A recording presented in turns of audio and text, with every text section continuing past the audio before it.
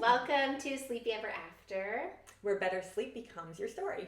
Today we're talking about We're going to talk about sleep regressions. sleep regressions. Yeah. Sleep regressions can be really tricky, and it can really feel like your baby's going through one all the time. Yeah, let's talk sleep regressions. I think it's a buzzword. Buzzwords. It's said and used a lot. A lot. In the baby sleep world. And in context and out of context. Oh, 100%. 100%. A good friend of mine, I was having coffee with her the other day, and our kids were playing. She was asking about our business and how things are going. And she said to me, isn't there a sleep regression like every month? Like if I was to Google 5-month sleep regression, would that come up? I'm like, actually, probably. Yeah. You could probably Google 1 week sleep regression, 2 week sleep regression. Yeah. And something will probably come up. And those aren't things, by the way. No, exactly. And I think what's important is that there is a lot of information online, a lot of blogs, a lot of websites, and they're not based by science at all. They're just based on what that mom went through. The other thing that's really popular too is Wonder Weeks. Wonder Weeks, yeah. Where parents will say... There's an app. There's a whole app for that, yeah. There's an app for that, and they put in their child's birth date, and then every week they'll get a notification of what's going to happen this week in terms of development. And I would say there's a lot of things that are very accurate about it. But I will have parents call me and say, Karina, my baby's 8 weeks old. We're in a developmental leap. This is why I think the sleep fell apart. When in reality, that might not be truly the case. Yeah. And so I feel like the word sleep regression is just a word that's used so much. And it's something that puts a lot of fear, anxiety, and worry into moms. Their child's 3 months old, and all they're thinking about is the 4-month sleep regression is going to be here soon. 4 weeks left. They're counting down. They're counting down, and I just think it's not necessary. 100, yeah. 100%. It's not necessary because I've worked with babies that don't hit a sleep regression at all. Yeah. I've worked with babies where their sleep regression lasted one night. Or they have a sleep regression, like only one, right? There's like 4 or 5, like where you can say, and they'll only hit it at one regression, and that's it. That's it. So I thought, why don't we go through the times of a child's life where we do typically see a little bit of a sleep regression? And can I just clarify something? What is a sleep regression? A sleep regression is when your child's sleeping really great and then all of a sudden they're not. And one thing that I think is really important for families to know is that a sleep regression simply means our babies are going through a progression in development. Yes. When they're learning a lot of new things, sleep is not the top of their priority. Yes. And so sleep can be thrown a little bit off. So Becky, I thought maybe you can share with us, what is a sleep regression? What would you expect to happen if your child's going through one? Right. So if your child's going through a sleep regression, it could be they were sleeping really great, going down pretty easily at night, right? Maybe going down almost perfectly at night. All of a sudden they're not doing that. They're taking longer. It's just a little more time consuming for you, harder on the baby. They're waking up. They're restless. They just are fighting sleep. Naps could fall apart. Yeah. You know, when my oldest was 24 months, it was right around his second birthday. I was expecting our second child. I was 7 months pregnant. Now keep in mind, we are in Canada. It's the middle of winter. It's like minus 40 degrees Celsius outside. Yes. It's cold. It hurts your face cold. Yeah. And out of the blue, I go to lay my son down for his nap. And he would go down so easily. Night, night, mommy, and wave, and everything was great. And all of a sudden, I lay him down for this nap, and he screams. Oh, no. Bloody murder. Mama, come. Mama, help. And he's just sobbing. And I panicked. I'm like, something must be wrong. Maybe he's still hungry. Maybe it's that new molar he's getting. Maybe he's not feeling good. So I go in, I take him out, kind of do like a 30-minute, break. I do another nap routine. I go to him down. The exact same thing happens. I'm like, and this is a child who was sleeping great. He was sleeping phenomenal. This is not a regular night occurrence. So that's the correct. Yeah. So what do? I get on his snowsuit. I get myself all bundled up. I go start the SUV. I let it run a bit. I get him outside the vehicle, and I drive around so he takes that nap. Because I'm thinking, I was already asleep until that point. I had clients waiting on me. I had to get back to them in email. Like, I had things to do. That was my work time. And he fell asleep, and I worked from my vehicle. I did that for almost 2 weeks, Becky. Yeah, that's a lot. In minus 40 degree weather, that is a lot. It's a lot. I mean, my husband turns to me. He's like, babe, I thought you were a sleep consultant.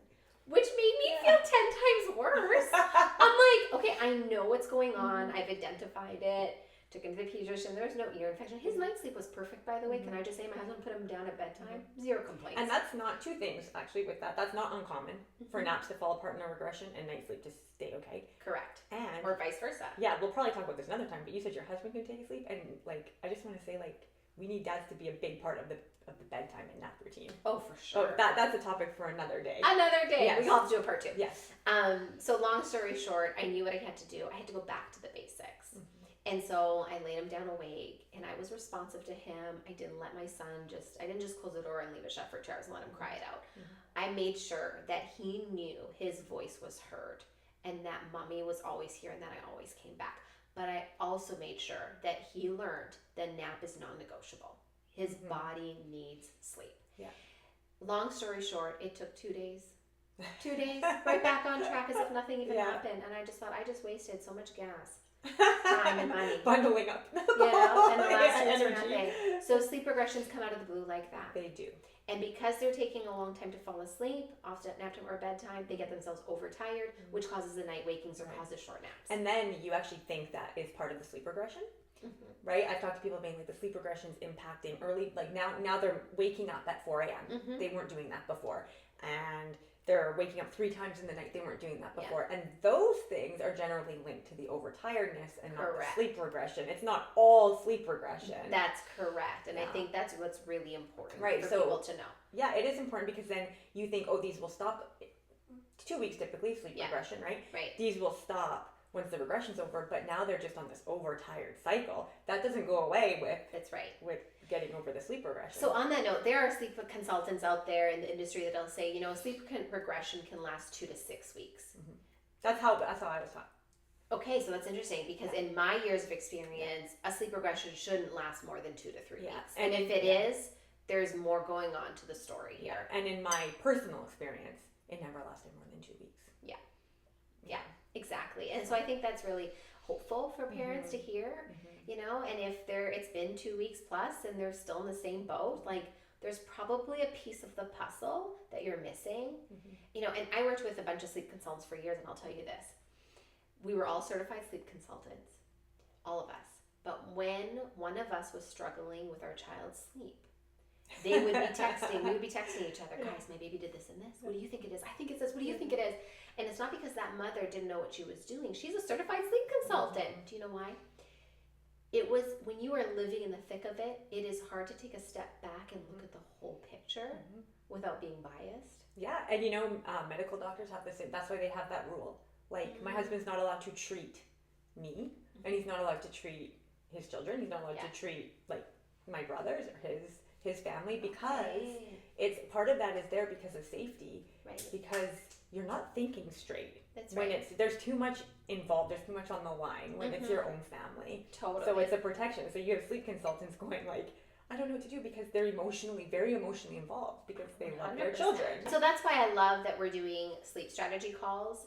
You spend 45 minutes with us and we will look at everything with you. Yeah. We'll get to know your child. You know your baby better than anybody on this planet Earth. And we know sleep. Yeah. So when you put the two together, that's how we can come up with a customized plan and tell you, okay, you got to tweak this. You got to pull on this lever. You have to adjust this slightly, and that will get your baby back on track very quickly. Yeah. I think if there's any advice I give to families is when you're living in the thick of a sleep regression, just know that it's a season, and all seasons pass. Yes. Okay. So Becky, when do we typically see regressions? Okay. Well, I think I can easily say the 4-month regression is safe.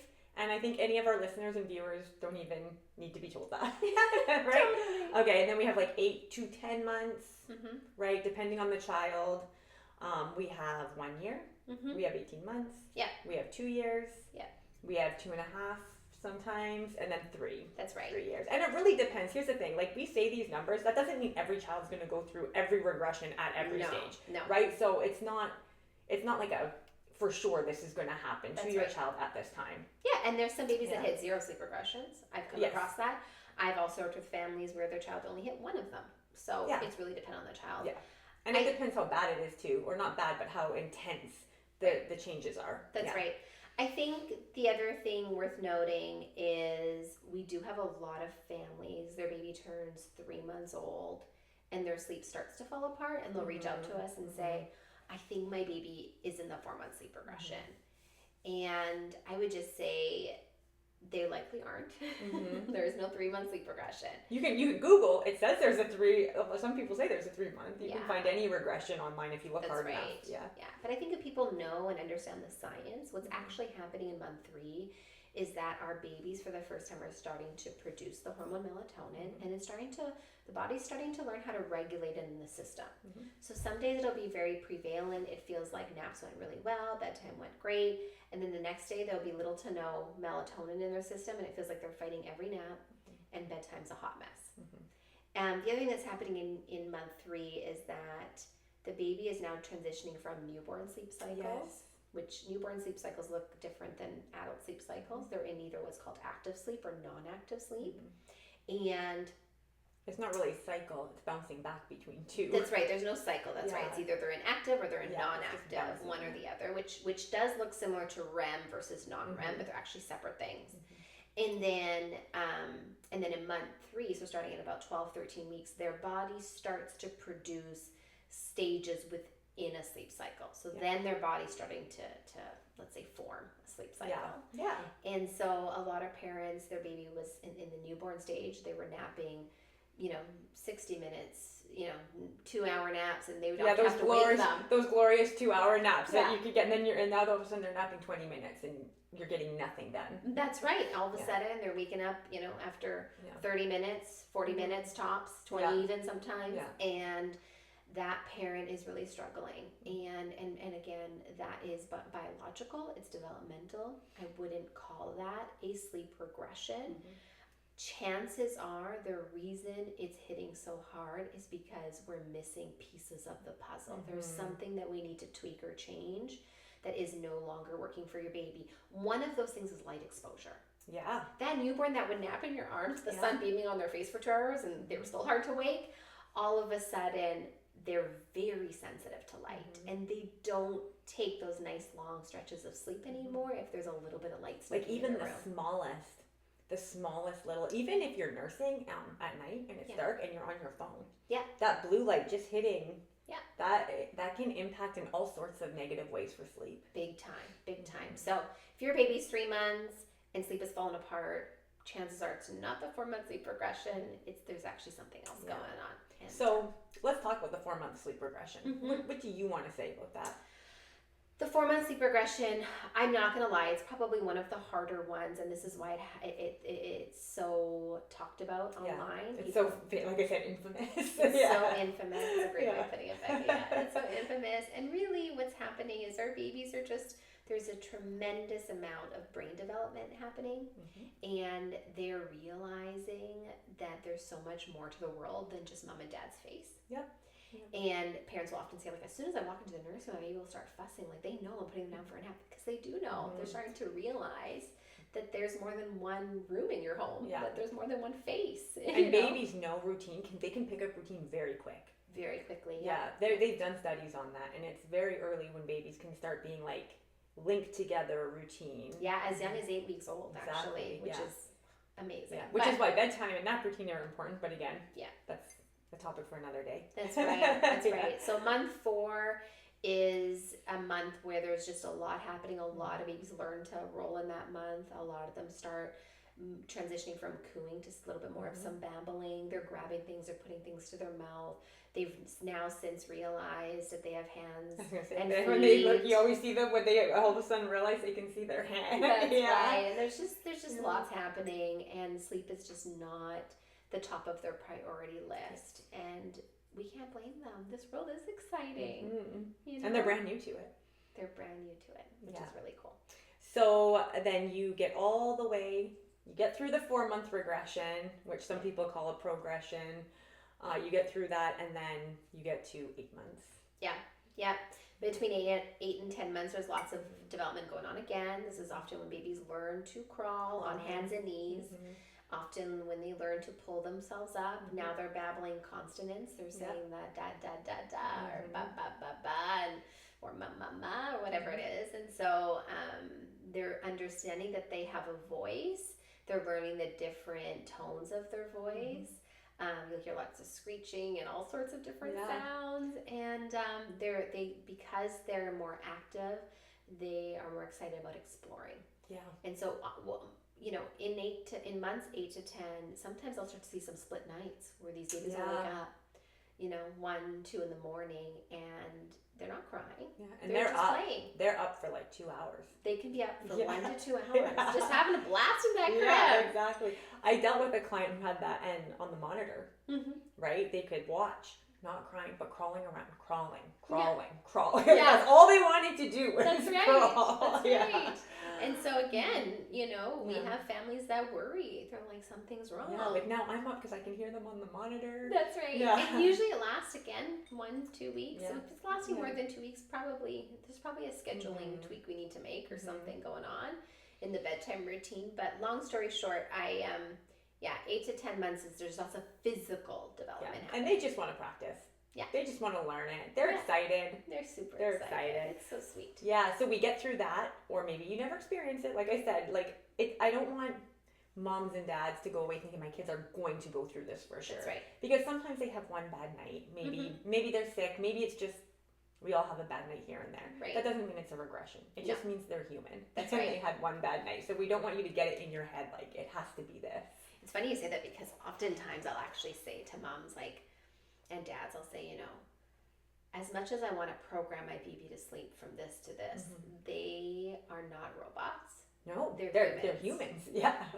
And I think we need to keep that in mind because they're not always going to do what we want them to do. And it's not going to be exactly. I mean, you can get your child pretty routined, but they're still going to have one-offs. They're still going to have, you had a sick child yesterday. I did. You were up all night. I was up multiple times last night. It was very humbling, Becky. Yes. I was very humbled because, when you go months, if not years, when your child is sleeping so great, all of a sudden they're up that much. She was very sick. We had the stomach flu going through our home, and I'll tell you, it was hard, and I'm tired today, but it's life. So you get through that. You have 12-month regression. Yeah. So 12-month regression, again, lots of development, usually happens around their first birthday, and the biggest mistake I see parents make in the 12-month regression is, first of all, what that regression typically looks like is you put them down for the second nap, and they don't fall asleep for it easily like they used to. Right. And parents take that as, I think my child's ready for one nap. One nap at 12 months. Yeah, and what happens when they transition them? Yeah, you overtired. They can't make it to bedtime. They can't make it to bedtime. Right. You start seeing 4 a.m. wake I was going to say, and then you start getting into the 4 a.m. wake up cycle. And it's tough. It's tough. So 12-month regression, that doesn't mean your baby's ready for one nap. Right. Yeah. Again, we should do a nap podcast at some point. We're going to do the 3, because you find that the 3 to 2 nap, sometimes they want to drop that a little early too. That's right. So there's always, okay, and then we have where are we at? 12, 18 months. 18 months. This is when our babies are learning autonomy, sense of self. They're saying the word no about everything and anything all day. And so sure enough, you put them down at nap time or bedtime or both, and they say no. Yeah, starting to learn mom and dad are doing something outside of the room, and I'm not part of that. That's right. Yeah. That's right. And then year 2, around the second birthday, there can be a sleep regression there. And this is when our children are learning not only, do I have a voice and my voice impacts the world around me, but I have choices in life. I've got choices in life. And my choice is not to go to bed right now. Yeah, well, I don't want to nap. My choice is not to nap right now. I want to keep playing with my Duplo. Yeah. I was having a blast doing that. Forget the nap today, Mom. Just let me play. Yeah. So they start to struggle with transitions, big feelings, all that sort of stuff. And then we have another one, sometimes around the year 2.5, 30 months. And then around the 3rd birthday. And again, not every child hits this. This podcast is not meant to cause any sort of anxiety, fear, worry. Here's the good news. Sleep regressions are temporary. If your baby goes through a sleep regression, wait things out. Yeah. And if you're still stuck, reach out. Yeah. And like you said, it's 2 weeks. maybe 3. Maybe 3. Definitely not 6 weeks. Yeah. No, if you hit 6 weeks, it's not a regression. No. It's something that needs tweaking. Yeah, absolutely. Yeah. So Awesome. So I think we covered all the regressions. We did. And I guess we'll have to come up with a topic for next week. I don't think we have one. Yeah, maybe Not they can yet. comment below. Yeah. Give us some topic ideas. Yeah. We love that. Or your stories. How did your babies hit regressions, not hit regressions? Yeah, that'd That's be great always to hear. interesting. Yeah. Perfect. So like and subscribe, leave your comments, and we will see you next week. We'll see you soon.